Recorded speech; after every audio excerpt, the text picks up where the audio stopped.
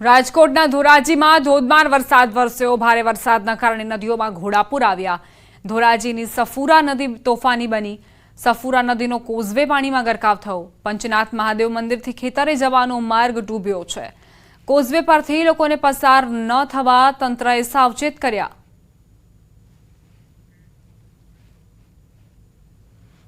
રાજકોટ જિલ્લાની વાત કરીએ, રાજકોટ જિલ્લાના ધોરાજી પંથકની વાત। ધોરાજી પંથકમાં છેલ્લા 1 કલાકથી ધોધમાર જે વરસાદ વરસ્યો તેને લઈને સફુરા નદી છે તે બે કાંઠે છે ત્યારે ગાંડીતુર બની। આપીદક દ્રશ્યો બતાવીશ કે સફુરા નદી છે અત્યારે ગાંડીતુર બની છે અને સામેનો જે રસ્તો છે પંચનાથ મંદિરનો તે કોઝવે અને પાણીના ગરકાવ થઈ ગયો તેને લઈને અત્યારે કોઝવે સંપૂર્ણ બંધ કરવામાં આવ્યો છે। લોકોને ન અવર જવર કરવા માટે સૂચના આપવામાં આવી છે। બીજી વાત કરીએ કે જે રીતે વરસાદ છે 1 કલાકથી કડાકા ભડાકા સાથે ધોધમાર જે વરસાદ વરસે તેને લઈને સફુરા નદી છે ત્યારે બે કાંઠે છે અને સફુરા નદીના ત્યારે ધોધમાર જે વરસાદને લઈને કોઝવે પાણીની અંદરમાં ગરક થઈ ગયો છે। આ સીધા દ્રશ્યો જે વરસાદ છે તે વરસાદ કેવો તોફાની વરસાદ વરસી રહ્યો છે તે વરસાદને લઈને તે સફુરા નદીનો છે તે કોઝવે અથવા પાણીની અંદરમાં ગરકાવ થઈ ચૂક્યો છે અને અત્યારે રસ્તો બ્લોક કરવામાં આવ્યો છે। આ સીધા દ્રશ્યો આપણે બતાવ્યું કે અત્યારે કેવી રીતે પાણી વહી રહ્યો છે। અત્યારે પાણીનો સ્વરૂપ જોઈ શકો છો કે અત્યારે પાણી એટલો બધો અત્યારે પાણી વહી રહ્યો છે। સફુરા નદી કેટલી બધી ઓવરફ્લો થઈ ગઈ, ગાંડીતુર બની છે। લોકોને અવર જવર ન કરવા માટે અત્યારે સૂચના આપવામાં આવી છે। પુનઃ બગાડી ગુજરાતી ધોરાજી। અંબાજીમાં સતત બીજા દિવસે વરસાદી માહોલ છવાયો। બપોર બાદ ફરી વરસાદ વરસવાની શરૂઆત થઈ। અંબાજીમાં ફરી વરસાદ ખાબક્યો। બીજા દિવસે પણ વરસાદ વરસ્યો। ગરમીના ઉકળાટથી લોકોને આંશિક રાહત મળી। અંબાજીના અનેક બજારોમાં પાણી ભરાયા છે। બજારોમાં નદી જેવા દ્રશ્યો સર્જાયા। આકાશમાં કાળા ડિબાંગ વાદળો ઘેરાયા અને મોડી રાત્રે વરસાદ વધુ વરસે તેવી શક્યતાઓ છે। સંવાદદાતા મહેન્દ્ર અગ્રવાલ જોડાઈ ગયા છે વધુ જાણકારી સાથે। મહેન્દ્ર, અંબાજીની બજારોમાં શું સ્થિતિ અને વરસાદ ખાબક્યો છે ત્યારબાદ દર્શનાર્થીઓ કેવા પ્રકારની પ્રતિક્રિયાઓ આપી રહ્યા છે? બિલકુલ દીપ, આપને બતાવી દઉં કે જે રીતે ગઈકાલે અંબાજી ખાતે જે વરસાદ પડ્યો હતો તે જ રીતે આજે ફરી એકવાર ધમાકેદાર વરસાદનો ઝાપટો પડી ગયો હતો અને વરસાદને લઈને જે સમગ્ર અંબાજી પંથકમાં અને અંબાજીના જે માર્ગો છે બજારમાં છે તે પાણી થઈ ગયા હતા અને જે યાત્રિકો હતા તે યાત્રિકોને પણ ક્ષણવાર થોભી જવું પડ્યું હતું। મંદિરની આસપાસ આશરો લેવો પડ્યો હતો અને કારણ કે જે વરસાદ હતો એ ભારે ઝાપટું હતું તેના કારણે સમગ્ર વિસ્તારમાં પાણી થઈ ગયું હતું અને જોકે કહી શકાય છે કે લાંબા સમયથી ગરમીનું જે વાતાવરણ સર્જાયેલું હતું અને જે દિવસ પડેલા વરસાદના પગલે ઠંડક જોવા મળી રહી છે અને તેના પગલે હાલ છે ખેડૂતોમાં પણ આનંદની ખુશીની લાગણી છે અને હજી પણ વરસાદ વરસે તેવું લાગી રહ્યું છે અને હજી આકાશમાં જે કાળા ડિબાંગ વાદળો છવાયેલા જોવા મળી રહ્યા છે। દીપા, આભાર મહેન્દ્ર જાણકારી માટે।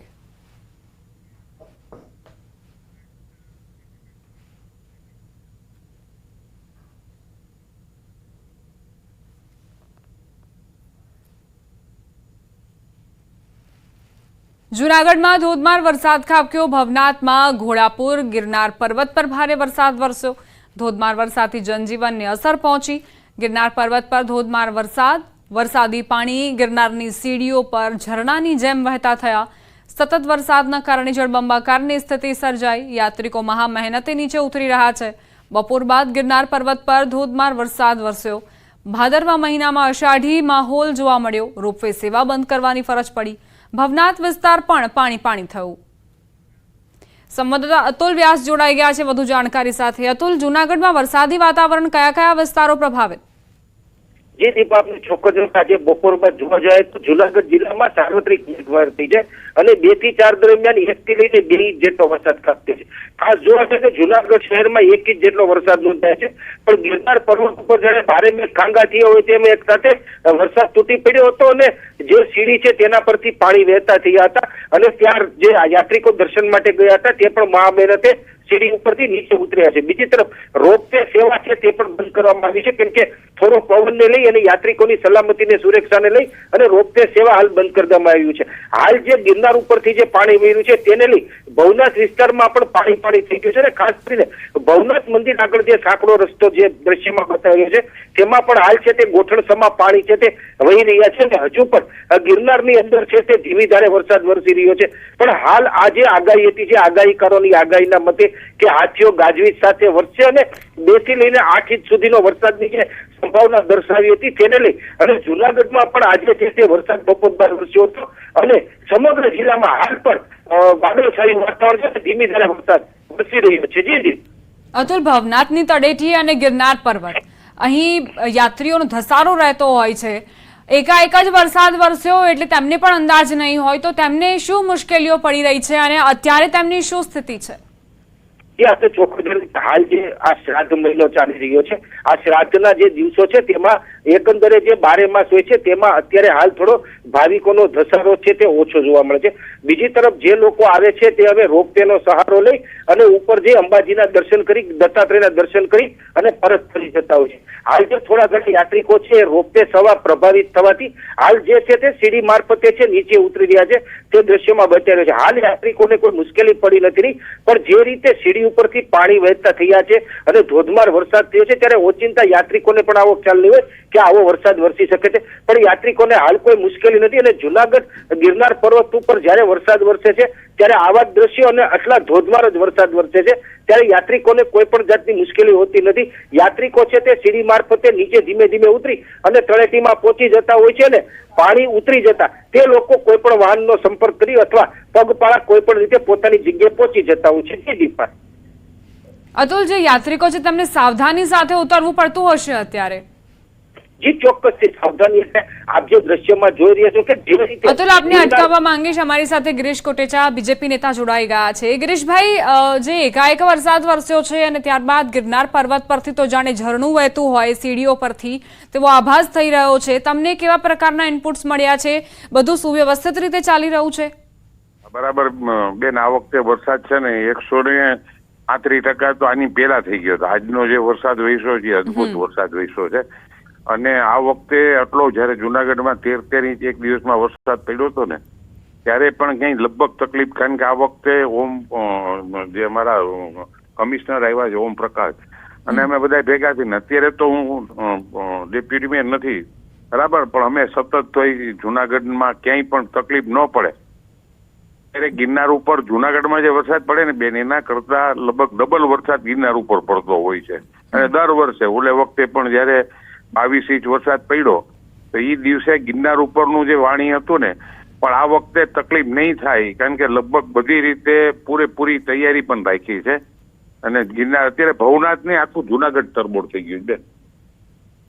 તો ગિરીશભાઈ, જે આ યાત્રિકો છે તેમને તો એવો ખ્યાલ પણ નહીં હોય કે આવી રીતે એકાએક વરસાદ આટલો વરસી જશે, તો તેમને કઈ રીતે બહાર કાઢવામાં આવી રહ્યા છે? અત્યારે જે વહેણ છે તે ખૂબ જ તીવ્ર નોંધાઈ રહ્યું છે સીડીઓ પરથી.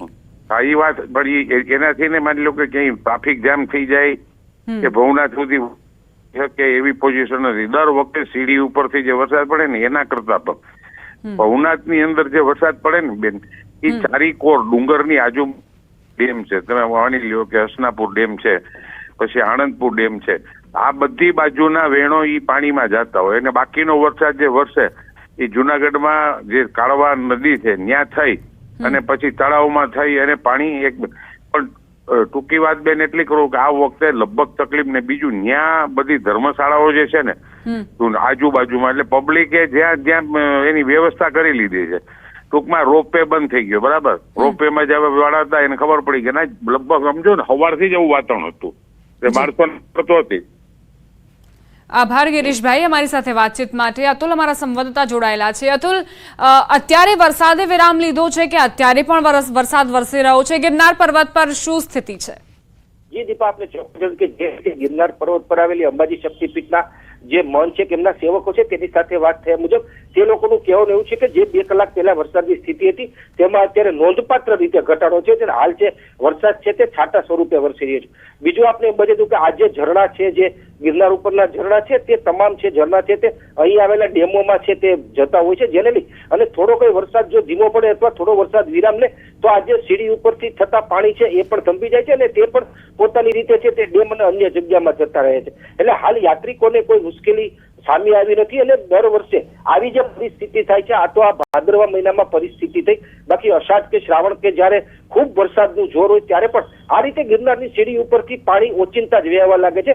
ત્યારે યાત્રિકો છે તે સરળતાથી અને સલામતીથી નીચે ઉતરી રહ્યા છે. જે આ દ્રશ્યોમાં જોઈ રહ્યા આજ સુધી કોઈ એવો બનાવ બનવા નથી પામ્યો કે કોઈ યાત્રિકોને આ પાણીને લઈને કોઈ મુશ્કેલી ઉભી થઈ હોય અથવા કોઈ યાત્રિકને કોઈ ઈજા પહોંચે હોય, આજ સુધી એવો બનાવ નથી બન્યો. અને યાત્રિકો પણ નીચે ઉતરી નજીકની આવેલી ધર્મશાળામાં આશરો લઈ લેતા હોય છે. જી દીપા. આભાર અતુલ જાણકારી આપવા માટે.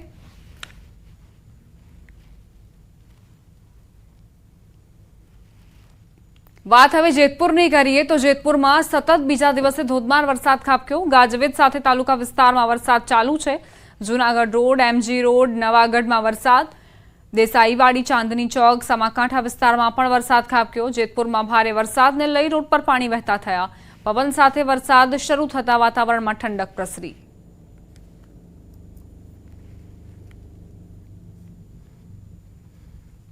ઉપલેટાની વાત કરીએ તો બપોર બાદ વાતાવરણમાં અચાનક પલટો જોવા મળ્યો। ઉપલેટા શહેર તેમજ ગ્રામ્ય પંથકમાં ધીમી ધારે વરસાદ વરસી રહ્યો છે।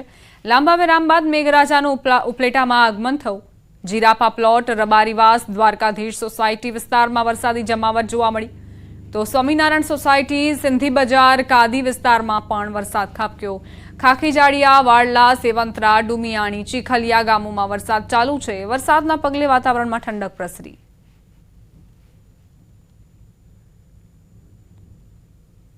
ગીર સોમનાથથી સમાચાર। ઉનાના અમોદરા ગામનો ખોડિયાર તળાવ ઓવરફ્લો થયો। છેલ્લા 2 દિવસથી ગીર પંથકમાં ધોધમાર વરસાદ ખાબક્યો। સતત વરસાદના પગલે અમોદરા ગામે તળાવ છલકાયું।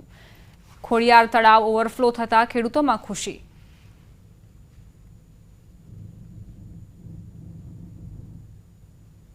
સમાચાર તાપીથી પ્રાપ્ત થઈ રહ્યા છે। ઉકાઈ ડેમમાં પાણીની આવક નોંધાઈ। ઉકાઈ ડેમની જળ સપાટી 344.13 ફૂટે પહોંચી।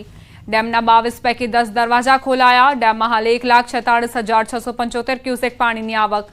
ડેમમાંથી 1,24,762 ક્યુસેક પાણી તાપી નદીમાં છોડાયું। નીચાણવાળા વિસ્તારોને સાવચેત કરાયા। ડેમની ભયજનક સપાટી 345 ફૂટ છે।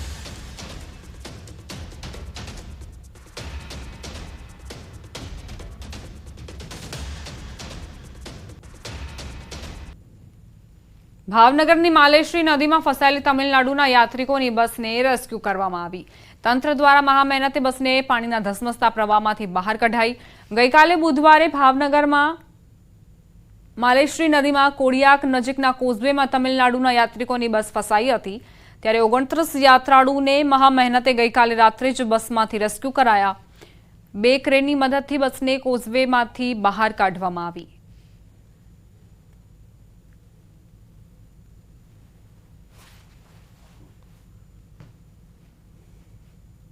પંચમહાલ જિલ્લામાં હાલ મેઘરાજા તોફાની બેટિંગ કરી રહ્યા છે। 2 દિવસથી વરસી રહેલા વરસાદના કારણે ખેડૂતો ચિંતામાં મુકાયા।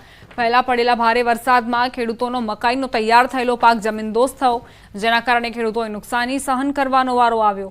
બાદમાં ખેડૂતોને ડાંગરનો પાક સારો થવાની આશા હતી, જેના પર પણ પાણી ફરી વળ્યું। સતત 3 દિવસથી પવન સાથે વરસાદ વરસી રહ્યો છે, જેના કારણે ડાંગરનો પાક જમીનદોસ્ત થઈ ગયો।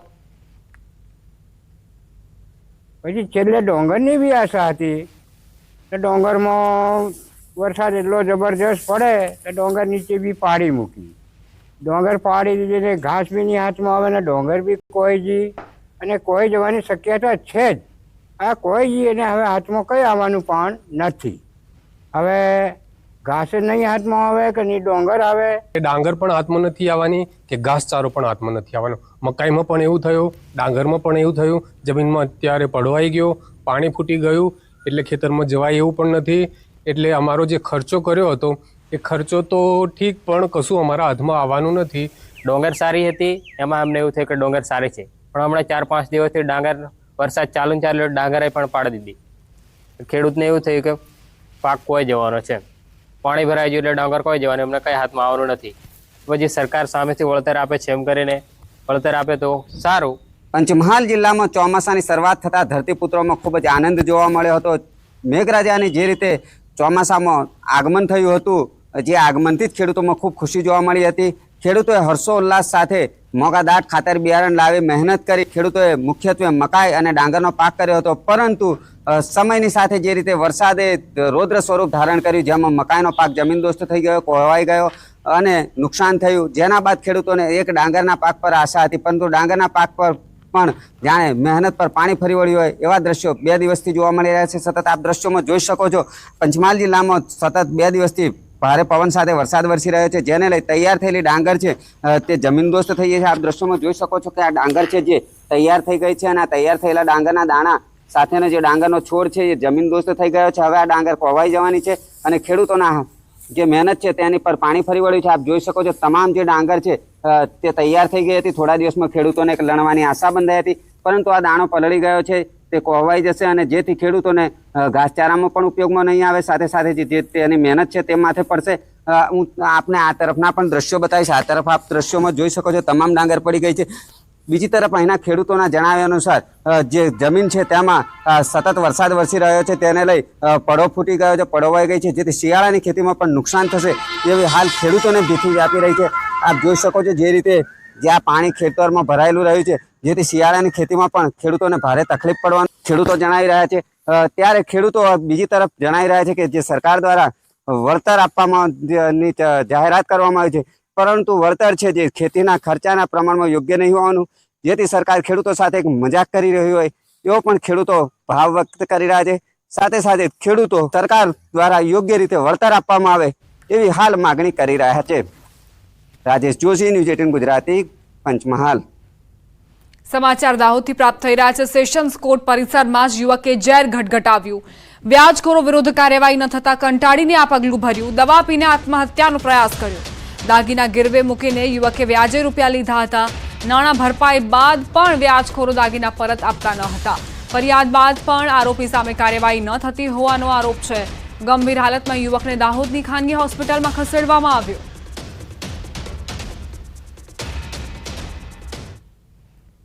મહેસાણાથી સમાચાર. રખડતા ઢોરનો આતંક વધ્યો. રખડતા ઢોરની સમસ્યા દૂર કરવા તંત્ર નિષ્ફળ. મહેસાણાના રસ્તાઓ પર ઢોરના કારણે અકસ્માત વધ્યા. સેવાભાવી યુવાનોએ ઢોરના આતંકને દૂર કરવા અનોખી સેવા કરી છે. યુવાનો ઢોર પર રેડિયમ પટ્ટા લગાવી રહ્યા છે. યુવાનોએ 400 જેટલા રેડિયમ પટ્ટાઓ ઢોરને બાંધ્યા.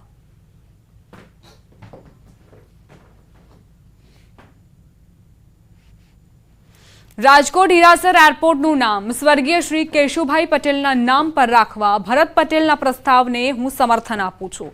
કેશુભાઈ પટેલ સૌરાષ્ટ્રના પ્રતિષ્ઠિત નેતા હતા અને ગુજરાતના મુખ્યમંત્રી તરીકે સેવા આપી હતી. એરપોર્ટનું નામકરણ કરીને તેમના વારસાનું સન્માન કરવું એ ગર્વની વાત હશે. તો રાજકોટનું એરપોર્ટ હીરાસર એરપોર્ટ, જેનું નામ સ્વર્ગીય શ્રી કેશુભાઈ પટેલના નામ પર રાખવા ભરત પટેલના પ્રસ્તાવને હું સમર્થન આપું છું. કેશુભાઈ પટેલ સૌરાષ્ટ્રના પ્રતિષ્ઠિત નેતા હતા અને ગુજરાતના મંત્રી તરીકે સેવા આપી હતી. એરપોર્ટનું નામકરણ કરીને તેમના વારસાનું સન્માન કરવું એ ગર્વની વાત હશે.